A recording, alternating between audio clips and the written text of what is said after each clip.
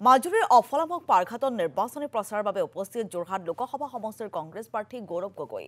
অফলামুখ পাৰঘাটত গৌৰৱ গগৈক আদৰণি জনাই দলীয় নেতাকৰ্মীসকলে।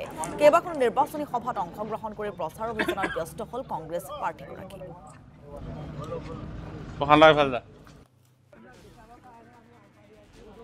কিমানবাৰ মই মাজুলী আহিব পাৰোঁ মোৰ চেষ্টা থাকিব।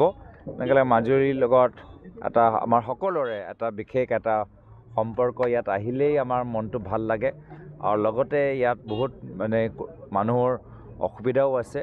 আমি যোৱাবাৰো যথেষ্ট সময় দিলোঁ, এইবাৰো আমি যথেষ্ট সময় দি ৰাইজৰ লগত আৰু কথা পাতিবলৈ আমি আহিছোঁ। ৰাইজৰ ফালৰ পৰা যথেষ্ট ভাল। ইতিমধ্যে মই খুব ভাল পাইছোঁ যে এতিয়া ঠায়ে ঠায়ে মানুহবোৰ নিজে মোৰ নিৰ্বাচনী গীত বনাইছে। মই ভাবিছিলোঁ এটাহে নিৰ্বাচনী গীত হ'ব, কিন্তু বিভিন্ন ঠাইৰ পৰা মোক যুৱক যুৱতীসকলে নিজৰ নিৰ্মাণ কৰা নিৰ্বাচনী গীত তৈয়াৰ কৰি মোক পঠাইছে।